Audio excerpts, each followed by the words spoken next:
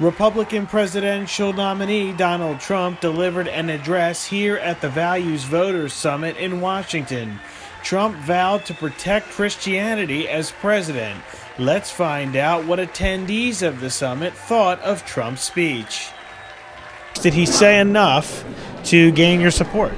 He already had my support. I had previously endorsed him, but what he said was fabulous. Were you able to catch it? Yes. I thought he knocked it out of the park. Getting rid of the Johnson Amendment, that's huge. Churches should be able to comment on things like what I do, the assisted suicide. They should be able to get up there and tell their people this is wrong and you need to go out and campaign against it. So our government has been stifling the churches, and that needs to change, and so very encouraged. What did you think about his speech? Did he touch on the right things, or did you want to hear more? This is only the second time I've seen him speak myself personally. I saw him once in Waterloo, Iowa. As far as Trump is concerned, he's somebody that I've kind of bounced back and forth on as far as supporting. So it was really good to see him again. He's, in my opinion, I think he's been acting a little more presidential than he has in the past. In some ways, the speech was very different than Romney. Whatever Trump is, he's not a bloodless robot. He either he believes every word or he's just really good at the delivery. But, in that sense, he's different than Romney. He seems to be promising us some goodies, but, whether or not he means it, I think is part of the package. But he seems to me, at least when he speaks about the plight of African Americans in the inner city, when he talks about the urban poor, I believe that. I have to say, because why is he saying that to this audience? But he said it with such passion. He's not pandering to us, to this crowd when he says that. I've not seen a Republican speak with that level of passion about that issue since Jack Kemp. So I totally believe Donald Trump on that. I think all the charges about him being racist is utterly bogus.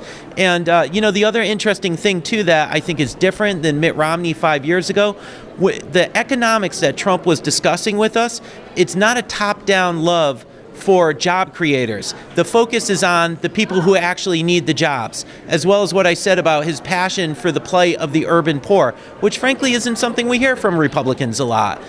This is a very Republican crowd here, but we all know that's not really what we're identified with. And I think Mitt Romney in some ways epitomized that. And I have to say, Trump is very different in that regard, and I think that may be why he's bringing in new people. So I can't say that I don't still have concerns, but the man has my vote. I'm an immigrant myself. I came here when I was 12 years old, legal immigrant. And I love America. It's the best country in the world.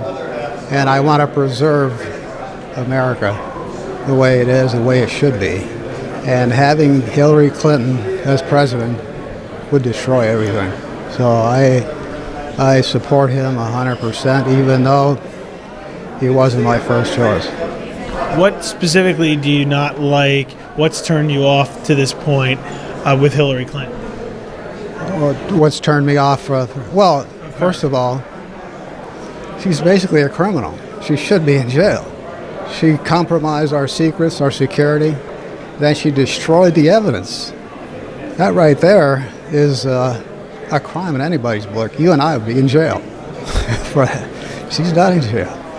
And she's a total disaster. I mean, she has none of our values. I'm a Christian. I'm a committed Christian. I'm a Roman Catholic. I believe in religious liberty.